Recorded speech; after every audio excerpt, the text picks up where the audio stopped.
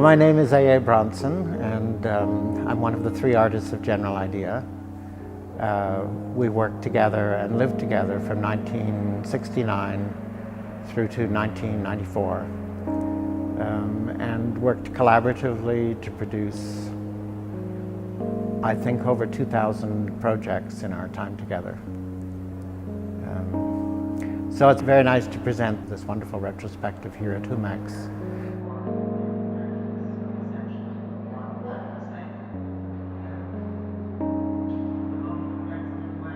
We lived together, we ate together, we did everything together, and as time passed,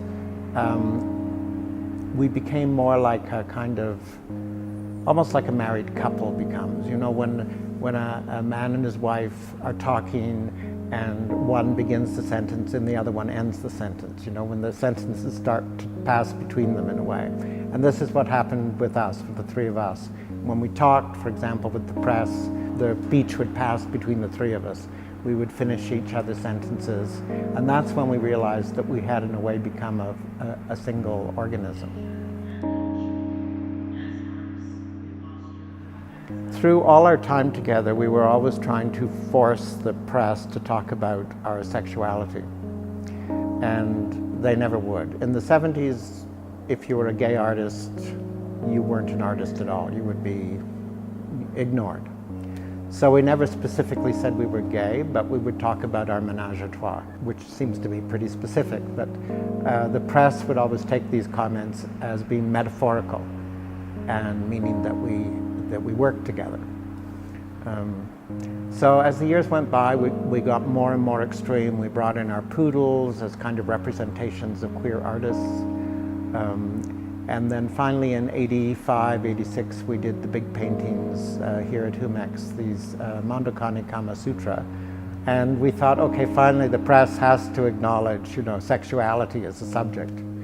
And instead, once again, all the reviews talked about the paintings as metaphors for working together. In the early days, many of our projects we thought of as a kind of virus, where in a way we as General Idea were the aliens, and we were infecting the mainstream of culture with our other culture. So File magazine we saw as a kind of, well, as a virus, that it looked familiar in a way. Because of the Life magazine layout, it looked familiar, so we could put it in normal newsstands. Magazine distributors would take it, even though it's just a small art magazine, and people would pick it up because it looked familiar, and so in a way we could infect the magazine distribution system. The same with our videos. Our videos were all made to look like television, or to have some sense of familiarity. I think, you know, we were interested in the idea of doing a Miss General Idea pageant for several different reasons. One was that the pageant is a kind of spectacle made for television. You know, that it's always presented as if it's an event that gets documented by television, but really it's made for television. And so it's a kind of television-specific format. And we were very interested in the way in which television was changing culture. And then secondly, the beauty pageant parallels the world of visual art very closely.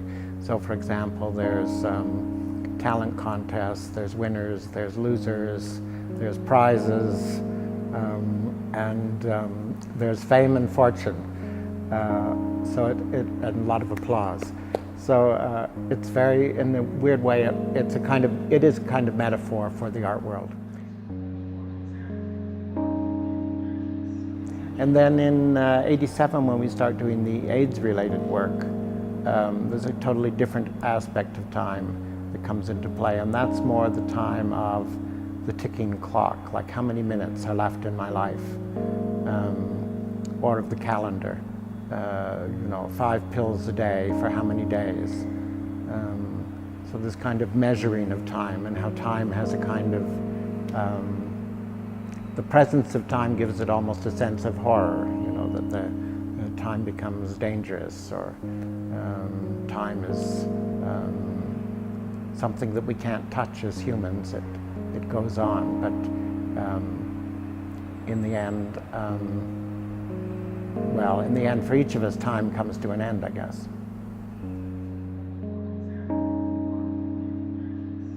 But I like that there's this a dialogue going on with the younger generation. And I think that's also evident in the world of artist books and zines. You know, at a time when everybody was predicting the death of the book and the death of publishing, somehow through the art world and through the world that we partially created through Art Metropole and through printed matter, and through the New York Art Book Fair and the LA Art Book Fair, now suddenly there's this explosion of art publishing, again mostly by young people. A lot of self-published material from all over the world. And I love that there's this kind of network of people, visual people, mostly younger artists, kind of meeting in a kind of tribal way at these book fairs and exchanging work with each other and making collaborative projects together and creating a kind of society in a way, you know. This to me is the most interesting aspect. If we have a legacy, this to me is the most interesting part of it and the part I like the most.